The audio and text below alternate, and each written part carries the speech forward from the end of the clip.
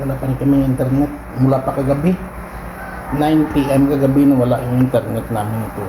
Ano, wala pa rin, no? I-upload ko na lang po ito, no? Makikiconnect lang ako doon sa PLDT ng kapatid ko doon sa kabila. Kinatibing may PLDT sila, may Globe. Makikiconnect na lang muna ako doon para ma-upload lang ito. Ma-update kayo, no? Wala yan, ito po. Wala pa rin. Ang magawa eh. Ayan, TV patay. Nakakakuha lang kasi, umaasa lang kasi yan sa internet din eh, yung TV. Wala na yung isda ko dito. Ayan. Doon na sa kumpare ko. Kaya pa rin nun. Makikita nyo yan sa vlog. Hindi nyo pala, hindi ko rin na pala ng video yun. Yung pagpa-uwi ko galing sa kanina, nagpapapawis ako.